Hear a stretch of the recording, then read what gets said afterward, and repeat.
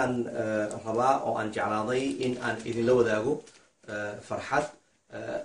farxaddaana in aan idinla sheergareeyo oo ay dadkao dhan wada gaadhay insha allahu tacaala idinkuna aad samaysiin. farxaddaas waxa weeyaan hadiyad ayaan maaragtay usoo qaaday xaaskayga. waxaan rabaa marka hadiyaddaasi in ay noqoto hadiyad dadkuna sidaas oo kale ay samaynayaan oo ah mathalan sidii nabiga calayhi salaatu wasalaam xadiiska uu lahaa tahaaduu taxaabuu, isku hadeeya waad isjeclaanaysiin.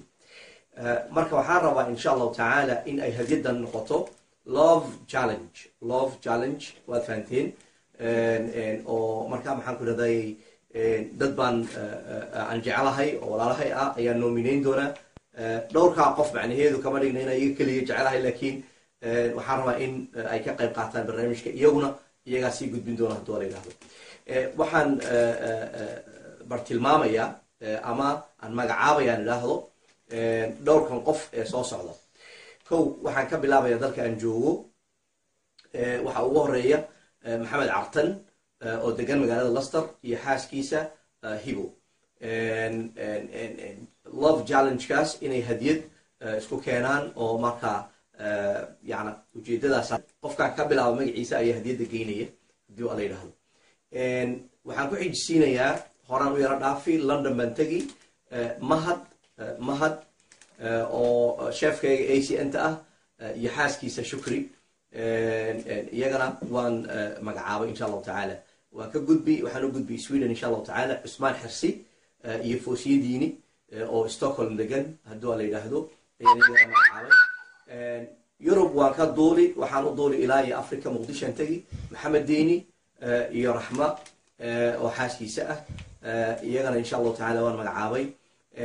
Africana waan ka iman oo waxaan u duuli insha allahu tacaala qaaradda Maraykanka ama North America, Canada. waxaan magacaabaya markaan gabadh aad qaali u ah. runtii waxaa la yidhaahdaa Sacaada Fuaad oo geesiyad ah oo ah xaaska sheekheena qaaliga ah Sheekh Cabdiraxmaan Sulaymaan Bashiir, oo runtii faamiligaasi ay aad uga qayb qaateen aniga gurigayga iyo xaaskayga Hiba Cumar Geelle.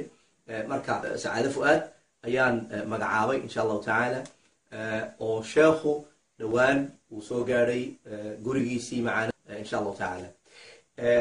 waxaan u yeedhayaa marka qofka noloshayda qaali ku ah oo ah Hiba Cumar Geelle Dhabar, si aan u guddoonsiiyo hadiyaddan aan u keenay. iyadaan inii furi mar raba horteedina idin tusay insha allahu tacaala, ayadaa idin tusi doonta. sidaan idiin soo sheegay qofka noloshayda qaali ku ah waa Hiba Cumar Geelle Dhabar. way agtimiday waatan insha allahu tacaala. waxaan rabaa inaan guddoonsiiyo hadiyaddan. hibo hadiyaddan adaa iskale, fadali. alxamdulilah, bismi illahi raxmaan raxiim. jawaab ujeedaan meesha hadiyad baa laysa siinayaa, wax fudud maaha, waana wax loo baahan yahay runtii. barnaamijkana waxaan rabnaa siduu walaalkiin sheegay in uu facebooka ku faafo, dadka isjecel oo dhan hadiyadaysa siiyaan, ummadda xubbigeega oo dhan banaanka ugu soo baxdo. jazaakum allah khayr. haddana waxaan rabaa inaa idin tuso insha allah wax ku jira.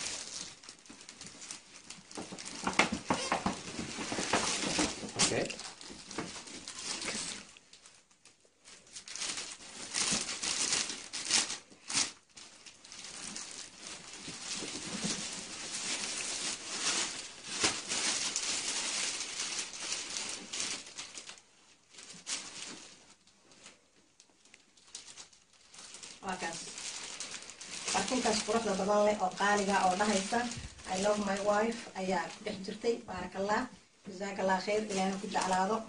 maxaa yidhi runtii waan kaa guddoomay, waanaad ku mahadsan tahay, waana wax lagu farxo, waana xasuus qaali ah runtii. waxa weeyaan waad ku mahadsan tahay, wallahi aad baad ugu mahadsan tahay. waana waxaas messageka waad ujeedeen ya. adduunkan wax yar baa la noolaanay, inta yar la nool yahay وين لك فايدة. وجزاكم الله خير. ما شاء الله. aad baad mahadsantahay, jazaak allahu khayran. ma sha allah. waxaan sidoo kale u mahadnaqayaa Raxma Axmed Jawhar oo naga duubtay filinkan. jazaakum allahu khayran. waxaan aad u rajaynayaa insha allah in laga faa'iidaysto. guryo jacayl lagu nool yahay in lagu wada maaragtay lagu noolaado. ilmo jacayl ku dhashay, jacayl ku nool inay guryahana ka soo baxaan. khayr baa idin rajaynaya. asalaamu calaykum waraxmatullahi wabarakaatu. waa mahadsantihiin saad noo daawateen. wixii feedback waa idinka sugaynaa insha allah.